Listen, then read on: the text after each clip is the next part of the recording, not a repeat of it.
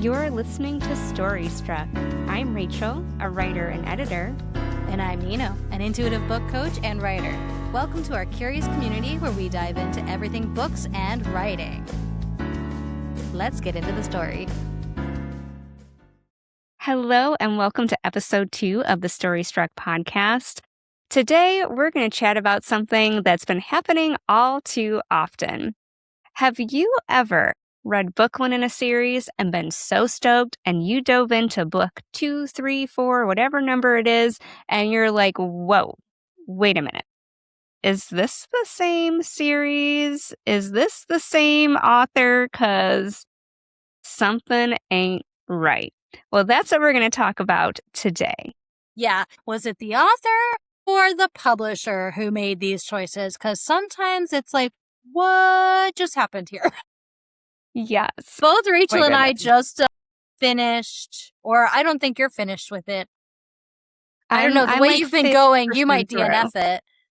Yeah, it's a slog. So yeah, I almost DNF'd. Okay, so we just basically we've been working through these series, and the first ones we were like, oh my god, and then as we continued, we're like, wait a second, who made this decision? Like, what do you mean? What do you mean this is what's happening? Like, this doesn't make any sense. Why would you make these choices? And it becomes very frustrating because you're like so invested, and it just all seems to fall apart. And so we both had this situation happen recently, and so we wanted to make an episode about it since we were yelling at each other over our little like voice memos to each other. I'm like, and then she did this, and I don't understand. This is how episodes happen. We just have meltdowns, and we decide we're going to take our meltdown to the internet. And so here we are on the internet having a meltdown.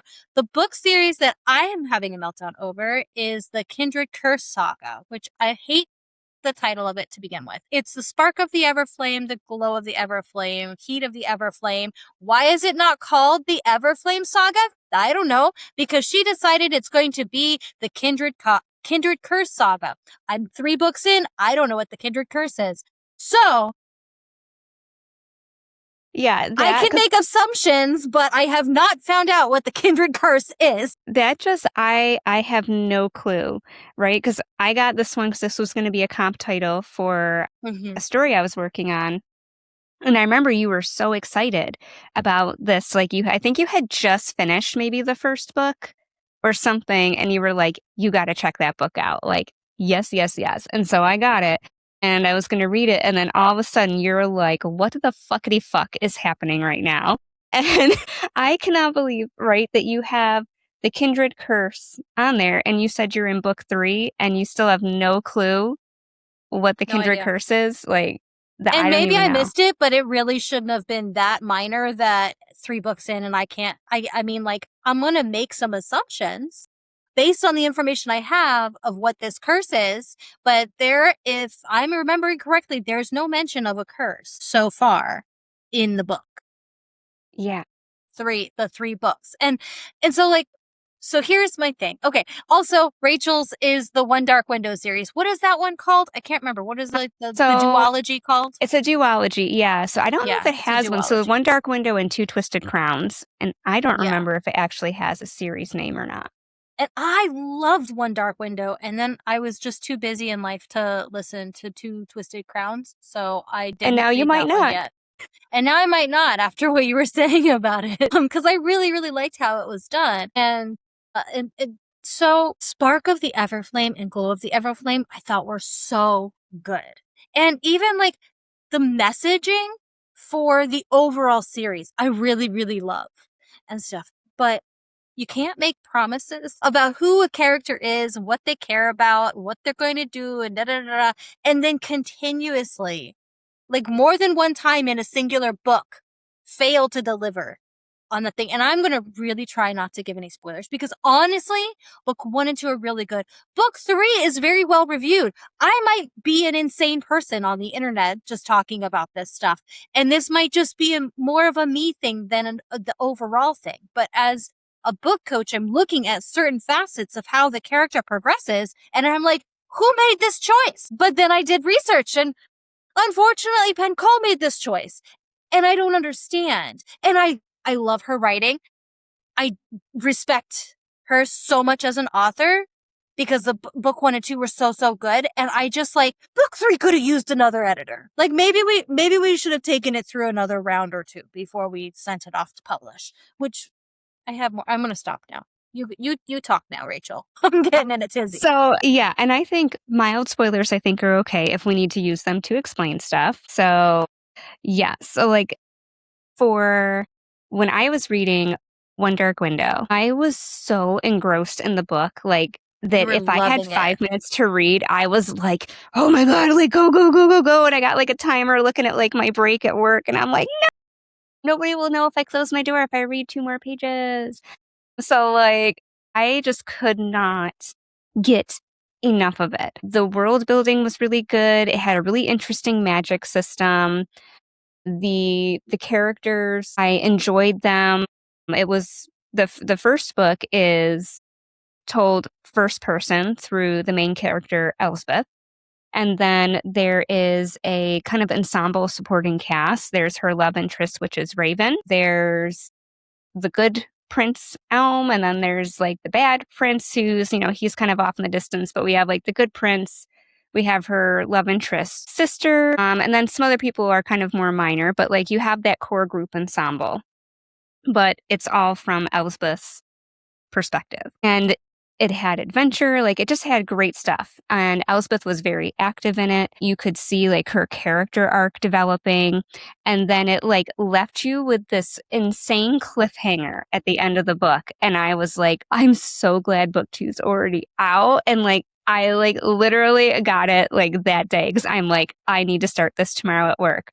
I opened that book up at work and I started to read and I was like, what?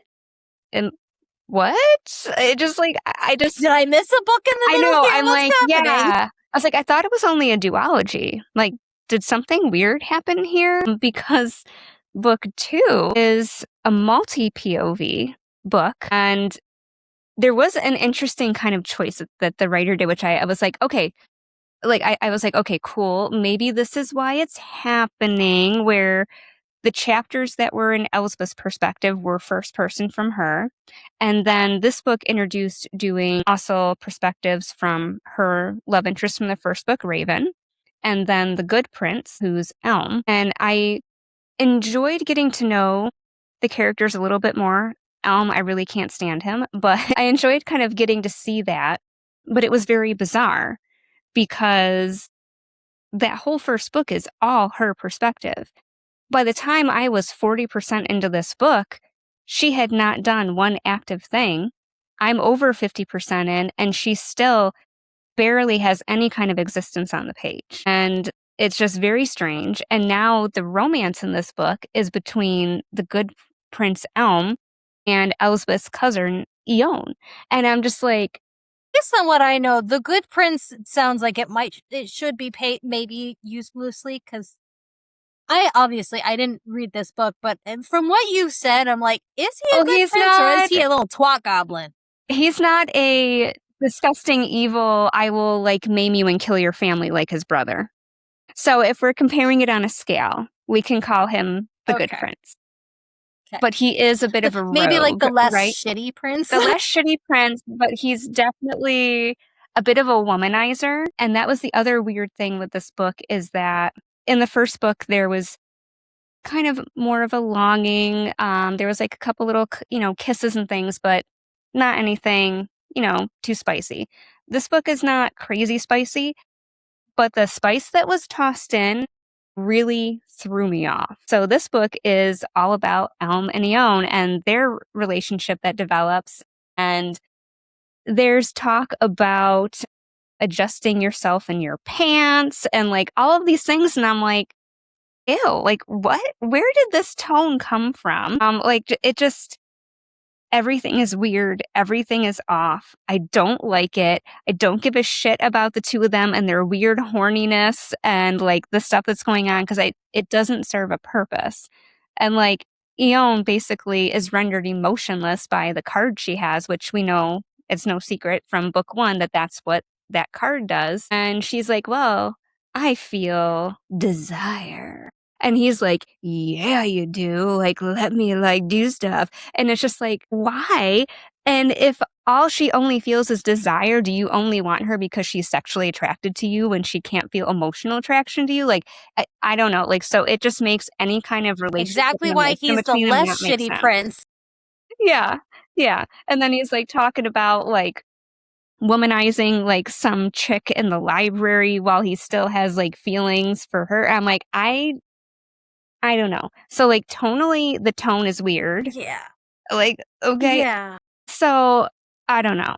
But I did have a realization while we were thinking about this episode of why that might have happened. So when I was starting this book, so like the first book, everything is taking place within the kingdom. And you kind of have like this story going on with the magic, and you got this story going on with like a potential coup going in with the kingdom. Then in book 2, you have this adventure going on because the characters are going off to do something, like half of the ensemble is going off to do something. The others are staying at the castle. So if all you have is one perspective, you're only going to be able to see one half of this puzzle. You're not going to know what's going on back at the castle if everybody's off at their adventure and you're only with the people on their adventure. So I wondered if they decided to do the multiple POV so we could see what was going on in both things at the same time. But I feel like the stuff that's going on at the castle really does not matter to me. I don't care about any of those chapters. I'm like, this is just you interjected the romance in here because you can't have the romance between Elm and Elsbeth going on right now. So it feels like their romance is kind of forced, and that's why we're at the castle. But if there's anything useful happening at the castle that we should know, that's the only way we would know it. I don't feel that that's accurate, but I thought Yeah, maybe and I that was mean, why I it was a guess creative like decision.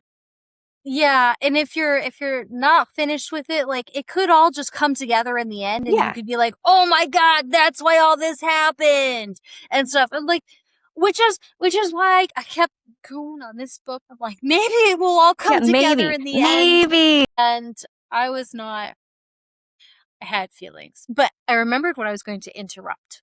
Yes, Okay, go. so that tidbit about like adjusting yourself in your pants and like all this stuff. Okay, so and I don't remember if we mentioned this on our spicy episode from season 2, but here's the thing: I'm used to more queer romance, right?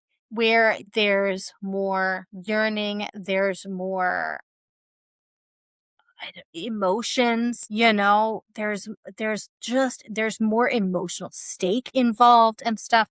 And sometimes when I read straight romance, it becomes very superficial and almost cringy. And it's just some of the things that are said, I would like, because I think sometimes whenever like what male characters say or what straight women are used to hearing from men, and they're like, oh, this is like attractive and stuff because they're used to hearing that from men as straight women.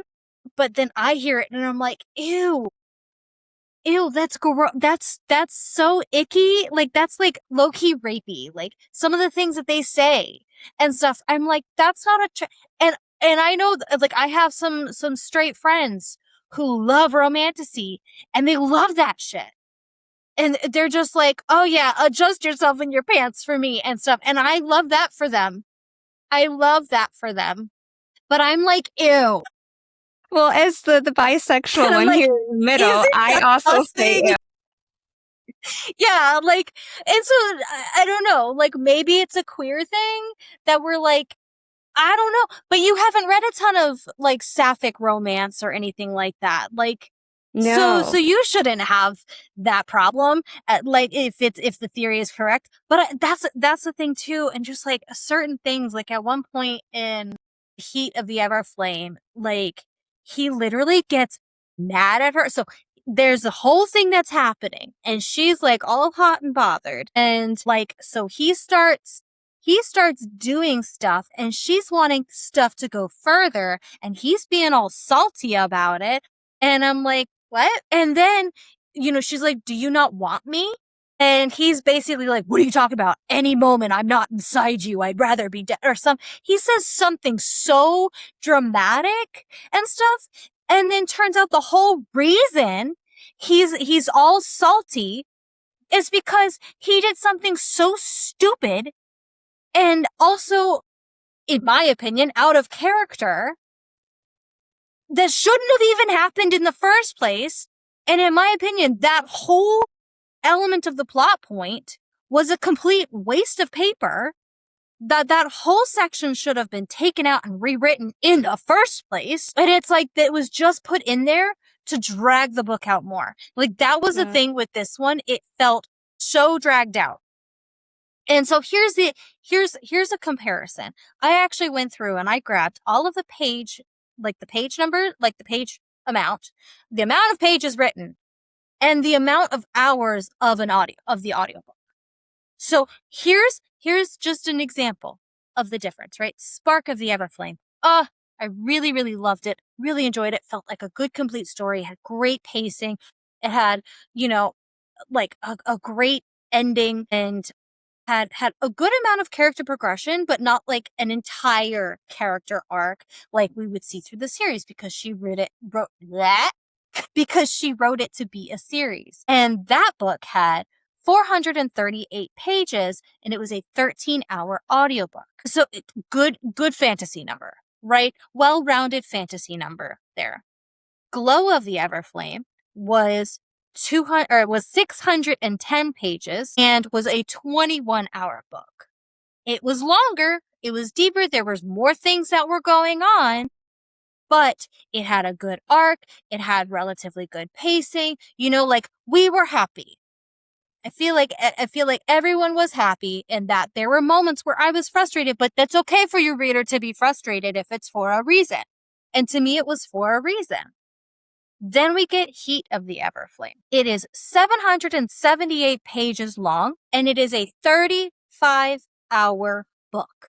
And I'm like, and by the way, it wasn't until the last, quarter of the book that they met the bad guy. What? Like, was he present at all in some way in the book? No, he's just in a different part of the land. Different area of the land and stuff. And there were hints of him in book 2, I believe. There were hints of him in book 2. And there was a little trail leading up to him in book 3.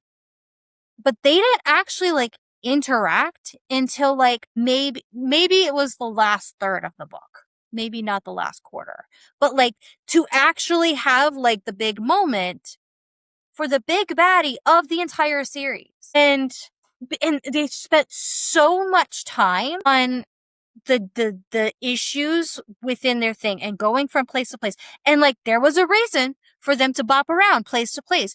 And that was, but oh my freaking God, my thing. I hate when I'm smarter than the main character. Yeah. It is the thing that and I know I'm a book coach. I have ADHD. I'm a writer. I might be able to see patterns and identify things quicker than the average reader. And I can give a little grace to that. But oh my fucking God, this bitch was so stupid in this book. I'm like, you weren't this stupid in the last 2 books. Why are you this stupid now? How do we not see the trend? By the second time this one very important thing happens, how did we not see it by that time? It was so frustrating that I'm like, oh my God, it only took you 4 or 5 times to realize that this is what was happening? Are you new to the planet? What is this? And it was so frustrating. And it was almost like it was being intentionally written that way to draw it out. And if you have to add stuff and make your character stupid in order to draw it out, you have a plot issue. You need to readjust your plotting in order to make it make sense for them to go around and do all of these things. And so I felt like it needed. So I'm knocking over my mic here because I'm all heated now. I'm Italian and we need our hands. So I was so frustrated with it. And and it was like, it was almost like it was done just to make this romantic, heated, slow burn sexual thing more of a thing, to add more conflict and to draw it out instead of doing what was like a sensical plot. And then where it ends, I'm like, what? And then the fourth book, according to her website, is longer. Why I have so many feelings, but that's what kind of sparked it. I'm like, Spark and Glow were good. Glow was a little longer, and it's like, okay, yeah, we can make it a little longer if the plot can support it. Right? We love being immersed in a fantasy world for longer. I wish that I had more books that I had more of them, but because there was such a contrast, like even immediately, like in the first couple of chapters, I Googled why is this one different? Because even the writing sounded different. Like the way the dialogue seemed different to me. And so I started Googling things. I'm like, why is this one different? What's going on? Why are they saying things like this?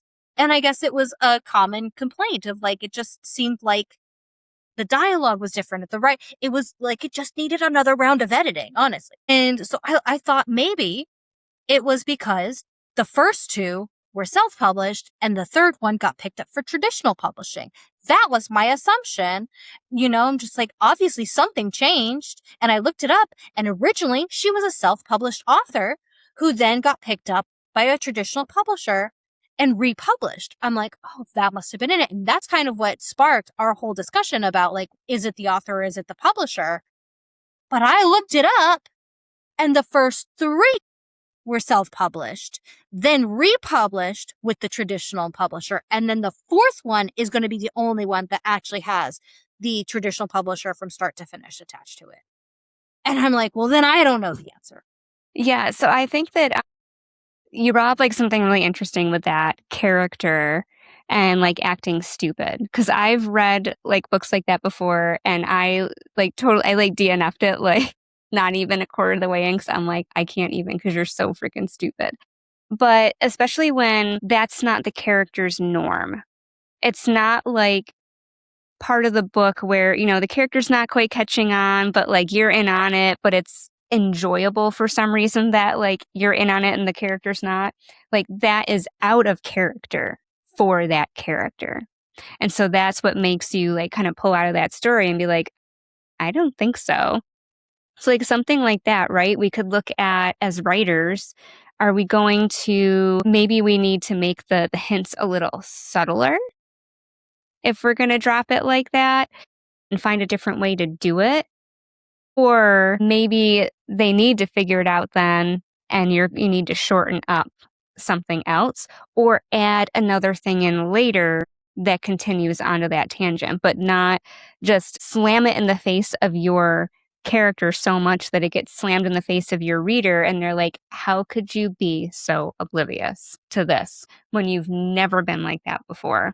Like we have to keep that character in character, or your readers are gonna feel it and it's just gonna be off, and Yeah, they're she not was gonna just be in the holding story. on.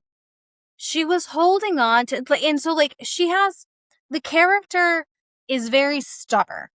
Like she's very much like, nope, this is what I accept as my reality, and I'm not accepting anything else. It took her a real long time to accept some very important pieces of herself, and so like it is in her character to be very tunnel visioned and stubborn and like, nope, I'm not changing what I think or believe unless the entire world changes. Like but once you're through two books and you're now, okay, now I accept this. Now I'm owning it, right? Now I've had this character growth. That problem shouldn't be such a problem anymore. And certain things where it's just like, dear golly, I didn't realize that was that powerful. After 3 books, you're that powerful, bitch. You get it by now. So wake the fuck up. And it's just like, oh my God, I was so mad in so many moments of this book because of elements of the main character being stupid, the love interest being a dick all of a sudden, in a way that didn't make sense, or the mother. Oh my God, mother.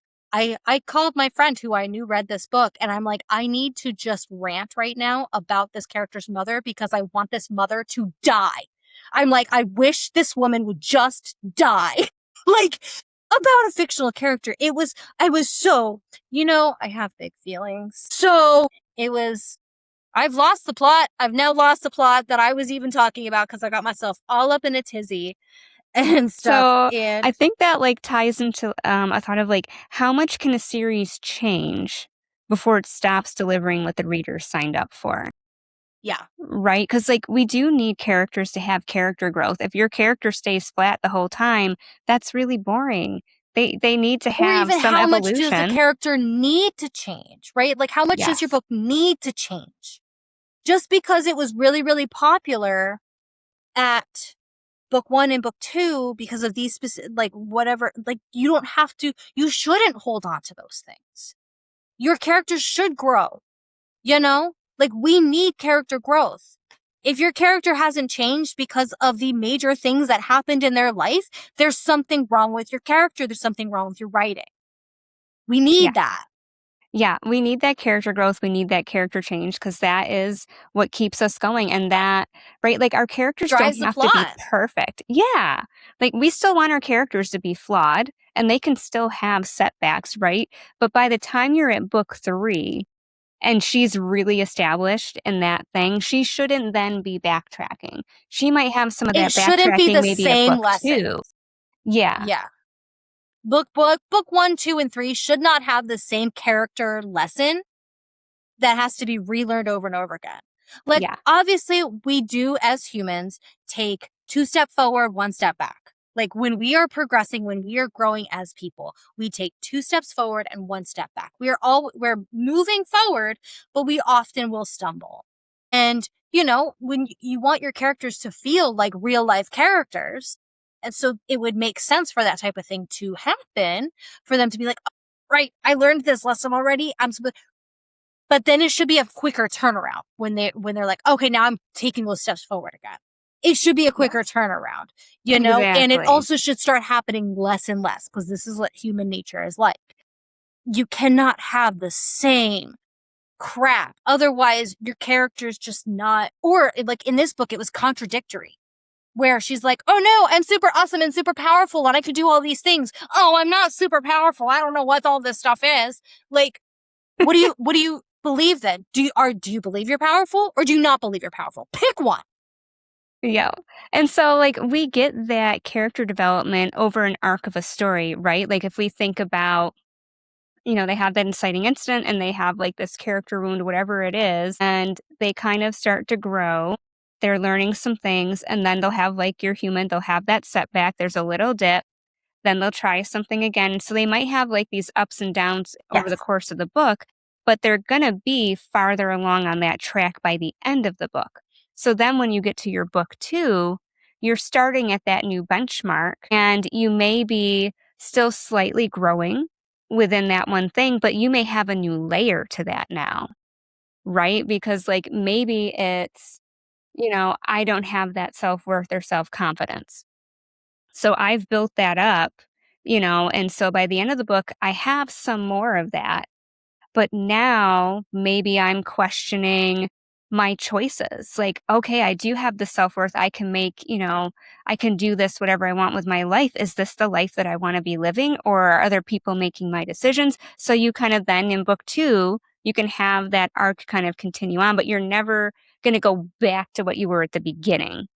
Like, your character's not gonna fall down that hard. Even across the span of one book when they have their ups and downs, their their downs are never below their original down. So Yeah. Yeah. And it's like when you're writing a series, you should have, book 1 has its own little waves and stuff. And you start here. And then book 2 has its own little waves and you start. And then book 3 has its own little waves, right? But you still have an overarching character arc that happens over the series. So and that's what you ideally want. And so you should never have it to where they're having to come back to the same thing over and over again. But I just wanted to preface, I know I got real salty there. I'm not mad. I really respect Penn Cole as an author, and I still really, really like this book series, mostly the first 2 books. I even used it as an example of great writing in my writing course that I made. So, like, I'm not mad, I'm just Italian. I feel like I tell people I have to preface this. I'm not mad, I'm just Italian. I just yell when I have big feelings. And so I'm not mad, I'm just Italian. And I think like the character arc thing as well is something that is what made me enjoy One Dark Window and not really get the feels for Two Twisted Crowns because we were following the character arc of Elsbeth. And then all of a sudden, she's a non-character in this book, and I'm like, whoa, I wanted to see the rest of her character growth. Like, yeah, I'm kind of seeing some character growth from the 2 guys, but I was invested in her from the beginning. And so I wonder, like, as well, if I had not read, like, let's say One Dark Window didn't exist and Two Twisted Crowns was book 1. And I went in with those expectations of, okay, I'm following these dual protagonists. I have this going on, that going on. Would I feel differently about it than I feel about it now because I'm comparing it to the reader expectation and the reader journey that I had in book 1? And if book 1 had had multiple POVs, which I think would have been cool, I would have been more okay with that dual POV in this book. Well, we have 3 POVs, but I don't even count her as a POV because she's useless and does nothing, and like it's ridiculous. So I feel like we only have the 2 POVs of the guys. So that's just kind of something to think about too when we're writing is what promise are we making to our reader with that first book? And if we want to make changes, we've already written that first book and we can't go back and redo it, then we need to think about how is that going to impact our reader and their reader experience, because we may artistically want to do this. We may need to do this, but then we have to be conscious of how we're delivering that so that our readers are happy and they have something that makes sense within that world, within those characters, and within that promise that we made them of our first book in the series or however far along we are in the series.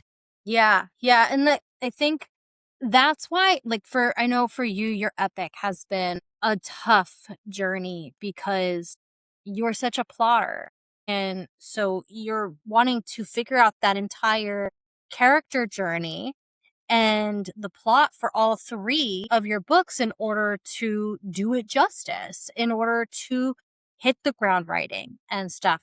And that's why for me, the editing process for my Norse series has been so difficult because I wrote the first book not even realizing that it was supposed to be multiples. Like I was like halfway through the first book, I'm like, I think it might be 2. And by the time I finished it, I'm like, actually, this is 3. And so now I'm in the midst of putting together the entire arc for all 3 books that have 3 different main characters, you know? And like, you have to think about, okay, why are these things happening in each book? Because sometimes in these frustrating books, you have those moments of things that happen and you're like, why is it happening? If in the end you're like, oh, this was literally just here for the sake of this moment, for the sake of it didn't have any bearing on the plot or character arc. It just, you really wanted this scene in there, so you plugged it in. And that type of thing gets really frustrating because you're like, well, then why do we have to stop here? Why did this have to be 35 hours for an entire like 4-hour interlude in this area for no apparent reason, you know? And maybe because it's a series, it will make sense by the time the 4th book comes out and it'll be like, oh, okay, that's why they had to do that, you know, because you don't know until you have the complete series to look at. But as you're writing it, as you're planning it, you have to have all of those pieces. Like, I realized something for the 3rd book. After I finished writing and I was in the middle of editing my first book, I realized there was a really important factor that I needed in that 3rd book. And so I have it foreshadowed in the first book. And so for the actual plot of the first book, it doesn't have any bearings, but it's vital for what happens in the 3rd. Because by the third book, everything comes together and you're like, oh my God, it was actually this the whole time. That's the whole point of it, you know? And so, but you have to plot that out. You have to plan that out, especially when it's something that is very intricate, like an epic fantasy. You know, everything has to have a reason either for character development or plot development.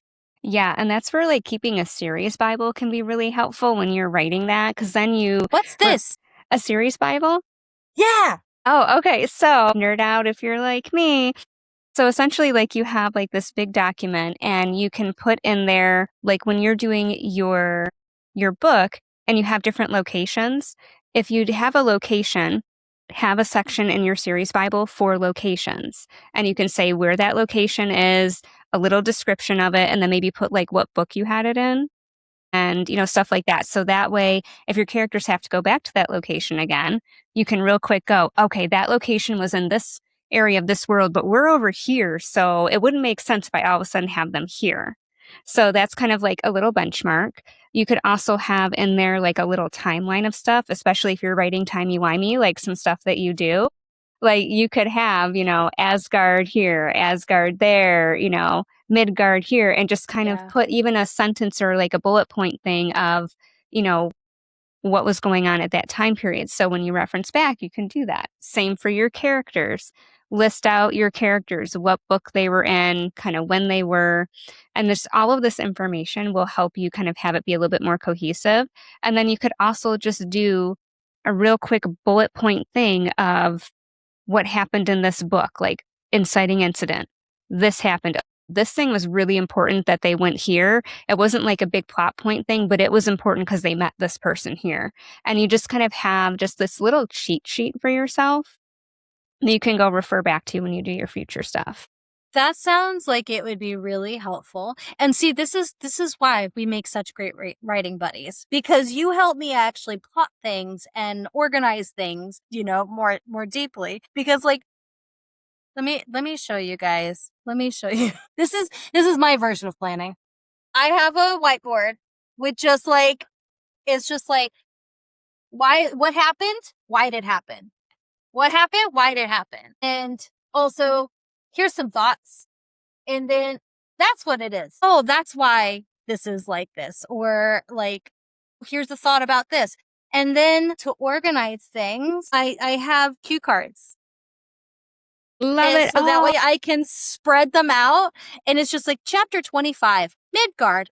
This is a sentence of what happens. And I can throw it on the floor and I can organize it because mine's a disjointed narrative. And so it's a disjointed narrative that takes place over hundreds of years. And so that's like everywhere. And so then I put it on the floor and I'm like, we'll actually move chapter 4 to this one. And then we'll rearrange the plot that way. That's my version of planning. All right, so I'll show you and some let of me my tell you, version. it's everywhere. Like I have like docs and docs and docs of just like all sorts of things. They're like, oh, these names, because they're all Nordic names, which is, I can't, other languages are really, really hard for me. And so especially languages that are so far outside of my own, The Norse, like if it yeah. was all Spanish, then I could work with it, but being it's Norse, like I have a hard time with it. And so I have these Nordic, towns and these names and, even some of the gods, there's 2 gods that have names that are so similar that I mix them up all the time. And so I have that. But what I was thinking, like to organize something, especially as big as an epic fantasy series, Scrivener has a lot of really good tools. And I was seeing a lot of things about, how you can prove that you didn't use AI, because now we have we have publishers who are canceling major book deals because of suspicion of potential AI use, not even having a solid proof that there is AI influence in it, and just like the suspicion of it. And so I was seeing, how people use Scrivener in order to prove that they have not used AI in it, and also how it organizes things and how you can check back on things. It's like, oh, right, they were, 300 pages ago, they were in this area. What did they do? Like, what was it called again? So you can like go back and check that. And I've been writing in a Google Doc forever. And And then now they have like Google Gemini in it, and that can potentially be scrubbing your story and using it to Mm. train the AI tool. And I'm like, oh no, I'm protecting my art and stuff. So I think I'm going to take all of my stuff and move over to Scrivener and stuff. And so, like you were talking about the story Bible, it sounds like, a lot of the tools that they have on Scrivener that you can use to keep everything organized and such. Absolutely. I have not heard of people using Scrivener for that purpose with the AI. But I love Scrivener, and it does. Like, it has things in there so you can organize locations, characters, and you can make your own things in there too. It can be a little bit overwhelming. There's a little bit of a steep learning curve, but you don't have to use all of the features as well. And I think that's where it becomes overwhelming, is there's so many features, but you don't have to use them all. You can use the bare bone basics. And what's really fun is like when you're in there and you're doing like your characters or your locations, that with Scrivener, you can input images as well. So you can like find like this inspiration image of like Norse mythology or of a location, and you can toss that picture in there. And then when you need like, okay, I just need to like focus myself, pull that up, see your inspo image, and you're like, oh yeah, like that's what we're going for. Yeah, like I have the map because they go all over the place. There's Jotunheim and there's Midgard and there's Asgard and Vanaheim and like there's all these places and stuff. And so they're going to all these places. And so having the map that's easy to reference, because even in Midgard, they go to multiple locations and, Yeah. figuring out how far that distance is, how long would it take them to travel there and stuff. Like, let me tell you, writing a series is a real test of my pantser abilities. Yes. Yes. Scrivener is awesome. I also like note cards. I have color coded ones so you can do like for the Of different course you do, acts. you Of Virgo, course I you. do. And then I have 2 of these binders. So one binder is for the planning, like pre-planning, and then the other binder is for the actual plotting. And then I will have another binder which ends up being a series Bible. So I'm a little bit extra and I love my binders, but I also have like endless Google Docs where I just spit everything in. Sometimes I'm just like dictating stuff and I just throw all the word vomit into the Word docs. And then later I will like go pull out tidbits that I liked. And then the stuff that I like will end up going into my binders. And that's how I roll. Yeah, I think I'm making the jump over to Scrivener because I've recommended it to clients before who had a hard time keeping everything organized. Because like there's people that I coach who are more like you, who are very organization minded, and they need that structure in order to keep everything straight, in order to feel like they can find that flow with their writing. And so I've recommended it to people before because it seems like a good one. There's also, is it Plotter or Autocrit? Which one is the other one that's similar to So that? both of those are different options. I will say and then there's another one, BYOK, Bring Your Own Keyboard. They have their version of Scrivener, which is called Studio. But I'll tell you why I like Scrivener so much. It's a one-time purchase and it's very affordable price. It is also something that is not web-based. So you download it onto your computer. They also have an app that you could put on your phone. So if you're out and about and you got some ideas, like you can pull out the app and like do it on your phone and have it sync to like your project or whatever, which is really fun. But I love that it's offline. You don't have to be on there. It's not a subscription model. Like you own it, you own it. Like that's huge in our day and age. That's so huge today. It's so huge. You actually own something. You download it, you own that sucker. You aren't paying another dime for it. And the price, you can't beat the price. I think the price is under $100. And like a lot of the other subscription stuff, it costs sometimes $30+ for a month to have some of this stuff. So, you might pay, $150, $200+ to have AutoCrit or to have this, and that's just a subscription for it. You don't actually own it when that month is up, when that year is up, you're paying all that shit again. So I will die on my hill of Scrivener that like, Yeah. let's it just do seems like that a and lot let's of not be authors. tethered to the internet either, that you don't need to have that Yeah. internet connection to be working on it. Oh, I love that because like I'll go and I'll write in my car when my son has an appointment, and I'll put my like mobile hotspot on in order to use my computer in the car because I don't like typing on my phone and things like that. So I love that. And so anyways, that's our recommendation for if you're writing a series and you don't want my big Italian hands to be all upset about things like I was in this episode. Maybe check out Scrivener or some of the other tools that we mentioned, the AutoCrit and Plotter and BYOK. So that way you can actually get everything planned out. Cause like, I think when you're a pantser too, you're like, well, I don't want to plan everything out. I want things to come naturally. And that's what your messy first draft is for, you know? Like I have an entire 100,000 word book that's all drafted out that I just like, I'm like, I'm just going to write this. And I just banged it out with having literally 2 things planned only because it was the mythology that I was revolving my entire story around. I had nothing planned. I'm like, I wonder if I could do this. And I did. And then I had 100,000 words. You can do that and then work on the planning and the structure process later. Either way, you have to have structure at some point. And so, having something that'll give you that basis to build something that makes sense around after you get the word vomit out. Or if you're like Rachel, you get the structure first and then you vomit at it. So, Yes, there you we're go. like polar opposites. Come meet us in the middle, Yeah. maybe. Like we haven't learned how to meet in the middle yet. We're still here and here, but we keep each Yep. other in check and help each Yeah. other make forward progress. Yep. Yeah. So let us know in the comments if there is a book series that you have felt like it did the same thing as ours. I tried to find some other examples before this episode, other than the 2 that we were coming here with, but I couldn't find any.